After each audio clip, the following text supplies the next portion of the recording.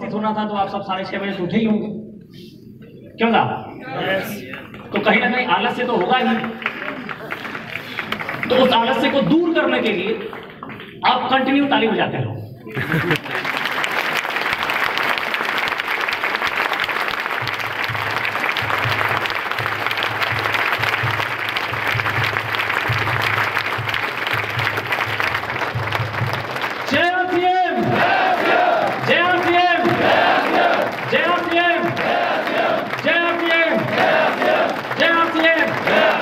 जोरदार ताली continue sir हमारे आप सबके बीच उपस्थित हो चुके हैं। आदरणीय छाबड़ा जी, हम सबके जिंदगी में बहुत बड़ा परिवर्तन लाने का जो उन्होंने कार्य किया और आने वाले जनरेशन की बहुत बड़ी क्रांतिकारी परिवर्तन लाने का जो कार्य किया है, सर हमारे बीच में उपस्थित है। जय आरसीएम, जय आरसीएम, जय आरसीएम, जय आरसीएम, जय आरसीएम। एक और जोरदार ताली के साथ आपका स्वागत है।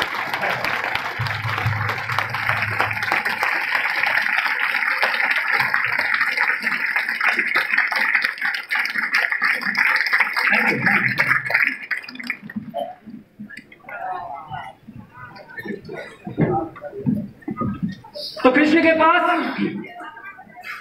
दुर्योधन और अर्जुन दोनों गए थे और दोनों मांगने गए थे, लेकिन देखो मांगा किसने क्या?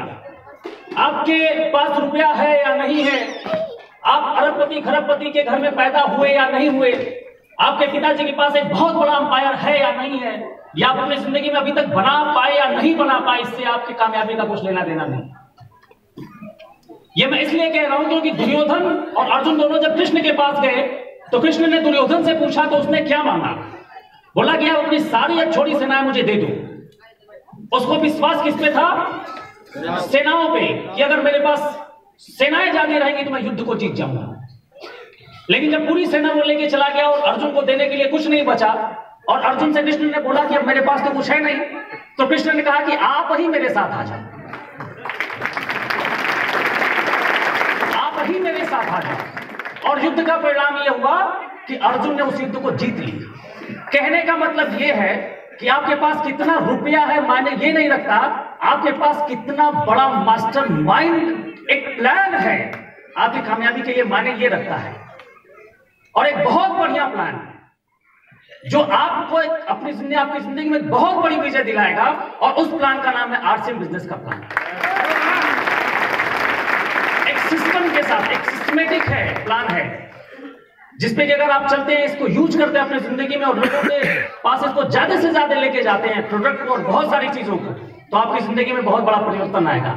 मैं आप सबके विश्वास के साथ सर को एक बात बोलना चाहूंगा कि सर जो कल दीप की बात कर रहे थे, आने वाले अगले एकेडमी में दीप नहीं हम मसाल जला के, और उस मसाल का माध्यम हमारा एप्लीकेशन दीप बनेगा। तो जिसको छोड़ी सेना चाहिए थी वो बाहर घूम रहा है, और जिसको एक माइंड चाहिए था, एक ऐसा प्लान चाहिए था कि आप जब चाहो जहां चाहो जितनी छोड़ी सेनाएं तैयार कर सकते हो, वो प्लान हमारे और आपके बीच में है।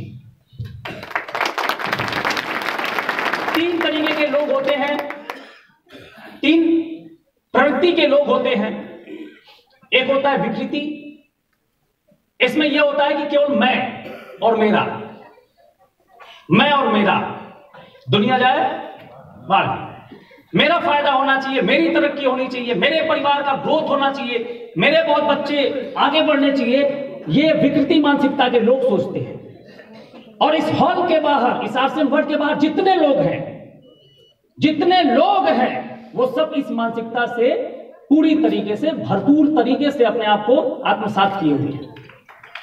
अब जाओ, आप किसी से कुछ मांग के देखो, आपके हिस्से का हक वो देने के लिए तैयार नहीं है साहब, अपना तो पहले से लेके रखा है। ये विकृति मानसिकता के लोग होते हैं। दूसरा होता है प्रकृति। इस प्रवृत्ति के लोग ये कहते हैं कि ये आपका है आप खाओ, ये मेरा है ये मैं खाऊंगा। और ऐसे लोगों की संख्या कम है। ऐसे बहुत सारे कम लोग हैं जो ये कहते हैं कि ठीक है ये आपका आप खाओ, ये मेरा है ये मैं खाता हूं। तीसरी जो प्रवृत्ति होती है वो संस्कृति होती है। और इस प्रवृत्ति के लोग ऐसे होते हैं कि ठीक है पहले आप ले लो, आप खा लो, और आपकी चीजें अगर फुलफिल हो जाती हैं तो उसके बाद जो बचेगा वो मैं खाऊंगा। आप ले लो, आप संतुष्ट हो जाओ, उसके बाद जो बचेगा वो मेरा है। और संस्कृति प्रवृत्ति के जो लोग होते हैं उनको इस बात का भी विश्वास नहीं होता है कि देने के बाद कुछ बचेगा, और ऐसे लोग परसेंटेज में है ही नहीं, ऐसे लोग तो केवल नंबर में है। सांस्कृतिक मसीहा यानी जिन्होंने पूरे हिंदुस्तान में इस तरीके की संस्कृति को लाने का काम किया। इस बिजनेस की सबसे बड़ी विशेषता यही है कि पहले लाइफ लाइन, उसके बाद मैं। पहले आपकी पीना नहीं चाहिए, पहले आपका चेक बहुत बड़ा बनना चाहिए, पहले आपकी तरक्की होनी चाहिए, उसके बाद मैं। और ऐसे संस्कृति के प्रचारक, ऐसे संस्कृति के मसीहा जिन्होंने इस तरीके का संस्कार, इस तरीके का आचार, इस तरीके का विचार, इस तरीके का एक परिदृश्य तैयार किया एक आम आदमी के जनमानस में कि हम इस तरीके की चीजों को आगे लेके जाएंगे। अगर इस तरीके के विचार को, इस संस्कृति को हर व्यक्ति तक पहुंचाया जाए तो आने वाले 15 से 20 साल में आरसीएम बिजनेस हिंदुस्तान का राष्ट्रीय चरित्र बनकर उपस्थित है। ये हमारी आपकी जिम्मेदारी बनती है कि संस्कृति को हम दूर तक लेके जाए, और ऐसे संस्कृति के मसीहा हमारे और आपके बीच में उपस्थित हैं। ये हम सबका सौभाग्य, हम सबके सौभाग्य की बात है। और मैं बड़ा गौरवान्वित महसूस करता हूं जब भी मेरे जहन में आदरणीय श्री त्रिलोकचंद छाबड़ा जी का नाम आता है।